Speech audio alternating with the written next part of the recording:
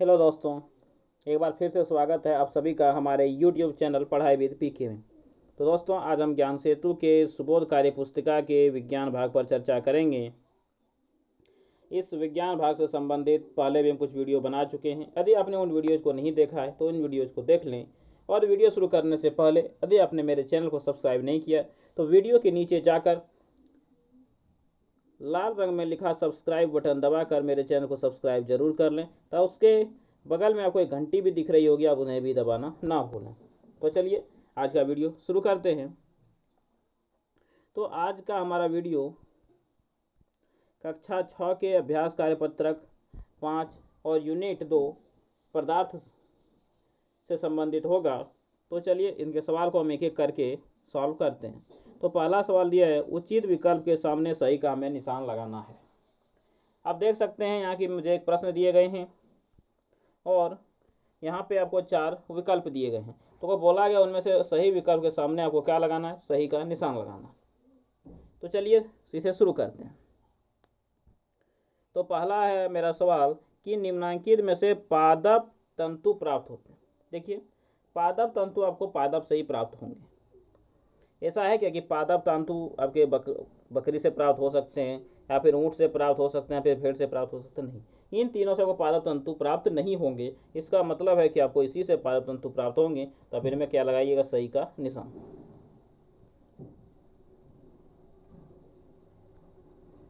तो इनमें आपको लगा देना है सही का निशान। तो चलिए अब हम देखते हैं अपना अगला सवाल, सवाल नंबर ख। बोला गया निम्नलिखित में से कताई से संबंधित चित्र है। कताई से संबंधित चित्र क्या होता है? जिनमें हम सूत को काटते हैं तो उनको बोलते हैं कताई। देखिए यहाँ पे क्या हो रहा है, ये अनाज को फटक रही है, ये नहीं होगा। यहाँ पे ये शायद बीज बो रहे हैं, नहीं होगा। यहाँ पे ये क्या कर रहे हैं, बीज चुन रहे हैं, ये भी नहीं होगा। लेकिन आपको चरखा से पता है क्या होता है, कताई का काम। तो आपका सही आंसर हो जाएगा चरखा। तो चलिए फिर हम अपना अगला सवाल भी देख लेते हैं। हमारा अगला सवाल दिया, नीचे दिए गए तंतुओं को तालिका में पहचान कर मिलाइए। तो देखिए आपको दिया है प्राकृतिक तंतु और संश्लेषित तंतु, आपको दोनों को मिलाना है। वो पता है कपास क्या होते हैं, बिल्कुल सही, प्राकृतिक होते हैं। देखिए रेयन संश्लेषित होते हैं, नायलॉन संश्लेषित होते हैं, एक्रिलिक संश्लेषित होते हैं, पॉलिस्टर संश्लेषित होते हैं, रेशम प्राकृतिक, पटसन प्राकृतिक, जूट प्राकृतिक। चलिए मिलाते हैं। तो कपास हमारे प्राकृतिक तंतु है, रेयन संश्लेषित हैं, जूट प्राकृतिक हैं, नायलॉन संश्लेषित है। इस तरह से पटसन प्राकृतिक हैं, रेशम प्राकृतिक हैं, पॉलिस्टर संश्लेषित हैं और एक्रिलिक संश्लेषित है। तो इस तरह से मेरा सवाल बन चुका है। अब चलिए अपना अगला भी देख लेते हैं। सवाल नंबर जो कि हमारा 4 दिया है, चित्र देखकर उपकरणों के नाम लिखिए। देखिए यहाँ पे सूत की कताई हो रही है। वो पता है सूत की कताई जिनसे होती है उसे हम क्या कहते हैं? बिल्कुल सही, उन्हें हम कहते हैं चरखा। तो ये मेरा किसका चित्र दिया गया है? चरखे का चित्र दिया गया है। और ये चित्र कुछ स्पष्ट नहीं है, इसलिए इनको आप छोड़ सकते हैं, इनका नाम तो मुझे भी नहीं पता है। तो चलिए अब हम अगला सवाल को देख लेते हैं। हमारा अगला सवाल दिया गया, रसोई घर में काम करते समय किस तरह के वस्त्र पहनने चाहिए और क्यों? तो रसोई घर में जब कोई काम करता है तो उसे किस तरह के वस्त्र पहनने चाहिए और उसे उस तरह के वस्त्र क्यों पहनने चाहिए? देखिए, रसोई घर में काम करने वाले को आग लगने का खतरा रहता है। तो यदि उनके कपड़े आग को पकड़ने के बाद जल्दी से उनके शरीर में चिपक जाएं तो क्या हो सकता है, वो और अधिक घातक हो सकता है। इसलिए हमें वैसे कपड़े पहनने चाहिए शरीर में नहीं चिपकते हैं। और आपको पता है ऐसे कौन से कपड़े होते हैं? तो बिल्कुल सही, वैसे कपड़े होते हैं सूती। तो हमें कैसे कपड़े पहनने चाहिए? सूती वस्त्र। तो क्या लिखिएगा, हमें सूती कपड़े पहनने चाहिए, सूती कपड़े। और सूती कपड़े क्यों पहनने चाहिए? क्योंकि शरीर में चिपकते नहीं हैं।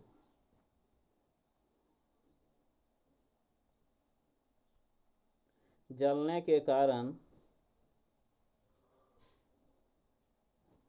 शरीर में नहीं चिपकते हैं।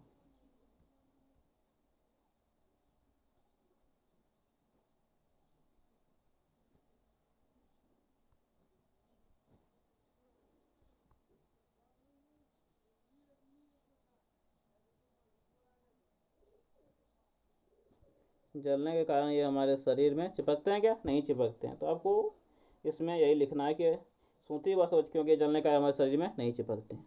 तो चलिए अपना अगला सवाल भी देखते हैं। बुनाई और बंधाई करने में क्या अंतर, आप सभी जानते हैं बुनाई और बंधाई करने में क्या अंतर है। तो बुनाई में क्या करते हैं, धागों को एक निश्चित पैटर्न से हम सजाते हैं, व्यवस्थित करते हैं। बंधाई में क्या करते हैं, हम केवल धागों को बांध देते हैं। तो दोनों में अंतर क्या होगा, तो बुनाई क्या है, व्यवस्थित प्रक्रिया है। बुनाई एक व्यवस्थित प्रक्रिया, मतलब उसमें एक नियम के अनुसार सब होता है उनमें एक, लेकिन जो आपका होता है बंधाई, उनमें कोई नियम नहीं होता है। तो बुनाई क्या है, एक व्यवस्थित प्रक्रिया है, लेकिन बंधाई नहीं है।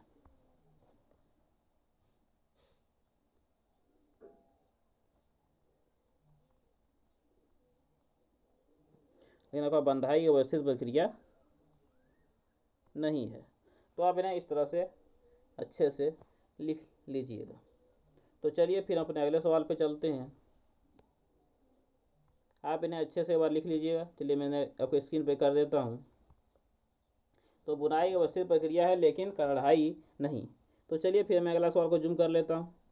दिया है, हम आपके आसपास कपास और पटसन से बनने वाली किन्हीं 3 से 4 वस्तुओं के नाम लिखिए।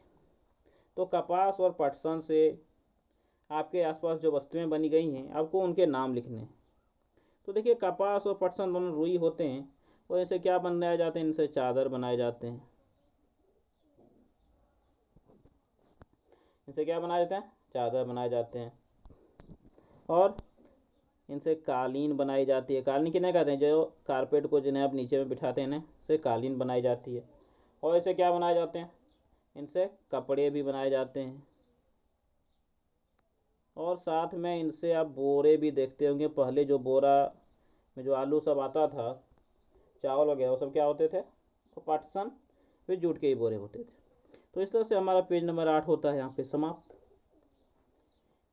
तो अगले पेज को पढ़ने से पहले यदि अभी तक आपने मेरे चैनल को सब्सक्राइब नहीं किया और आपका वो लगता है कि हम आपके लिए कुछ मेहनत कर रहे हैं जो कि आपके लिए लाभदायक हो रहा है, आपके लिए उपयोगी हो रहा है, तो हमारे चैनल को सब्सक्राइब जरूर करें, बेल आइकॉन को जरूर दबाएं और वीडियो को अपने दोस्तों को भी शेयर जरूर करें। तो चलिए अब अपना अगला पेज देखते हैं।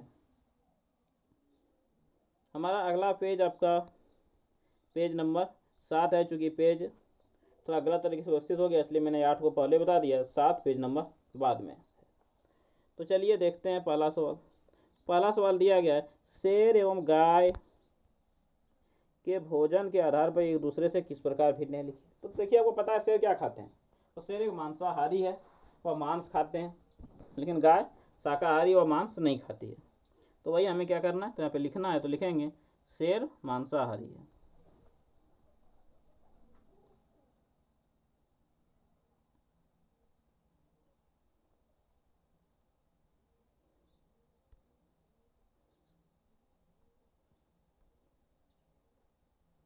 शेर मांसाहारी है, जबकि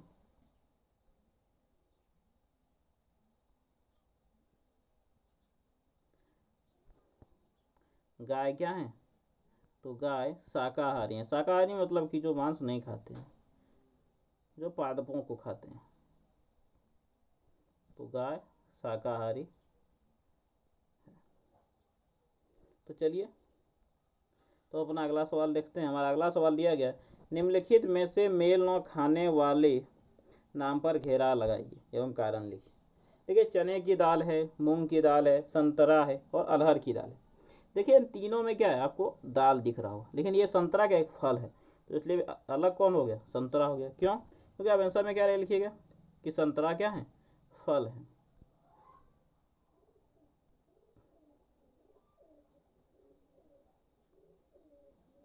संतरा फल हैं और अन्य तीनों दालें हैं। तो संतरा फल है और अन्य तीनों क्या है, दालें, इसलिए अलग हो गया। चलिए अगला देखते हैं फिर। रतौन अरक्तता, बेरी बेरी, रतौंधी और प्रोटीन। तो अरक्तता कोई बीमारी, पता है कि बीमारी है, बेरी बेरी भी एक बीमारी है, रतौंधी भी एक बीमारी है। लेकिन प्रोटीन, प्रोटीन बीमारी है क्या, तो बोलिएगा नहीं, प्रोटीन बीमारी नहीं है, एक पोषक तत्व है। तो यहाँ पे मेरा कौन सा वाला हो गया प्रोटीन, तो प्रोटीन पे क्या लगाएंगे, गोल घेरा लगाएंगे। क्यों, क्योंकि लिखें प्रोटीन पोषक तत्व।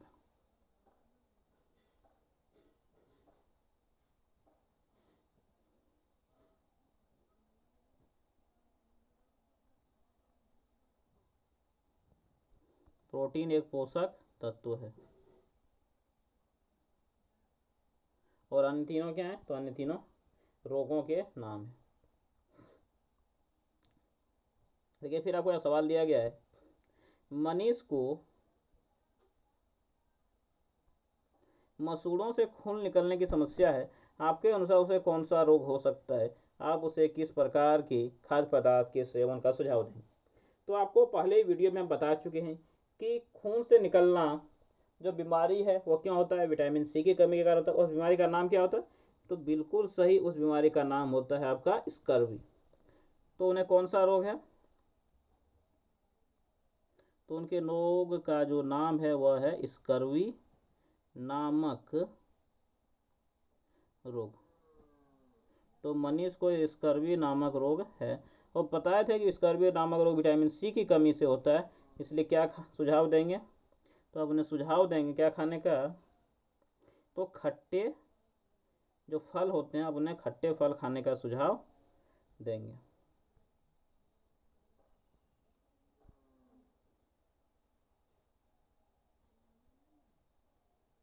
खट्टे फल, और खट्टे फल में आपके क्या क्या आते हैं, तो नींबू आपके आते हैं, और संतरा आते हैं, और नारंगी आते हैं।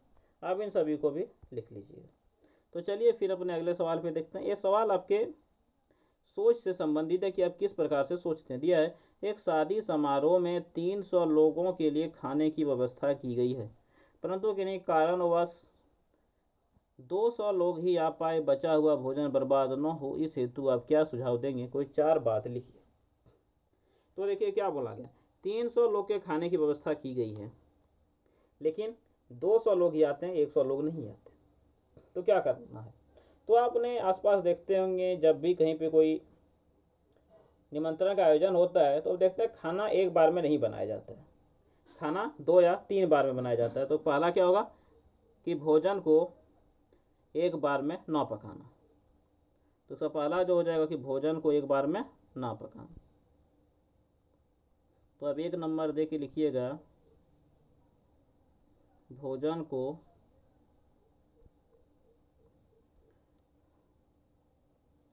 एक बार में, तो भोजन को एक बार में पूरा ना पकाना।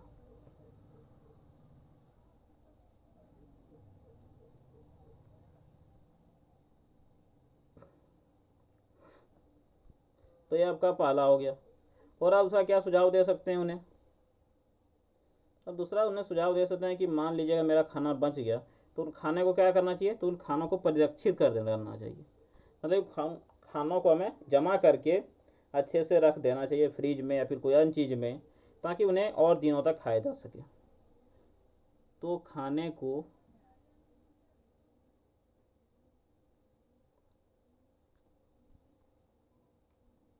परिरक्षित करना चाहिए। परिरक्षित होता है अच्छे से रखना, ताकि बाद में भी उसका हम लोग उपयोग कर सकें। तो खाने को परिरक्षित करना चाहिए। और आप 2 अपने मन से सोच के कमेंट बॉक्स में कमेंट कीजिएगा कि और 2 उपाय क्या किए जा सकते हैं।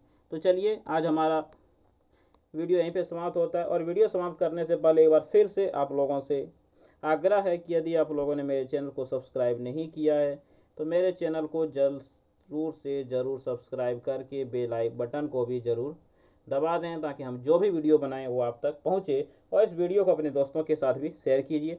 चलिए फिर मिलेंगे अब तक अगले वीडियो में, तब तक के लिए धन्यवाद।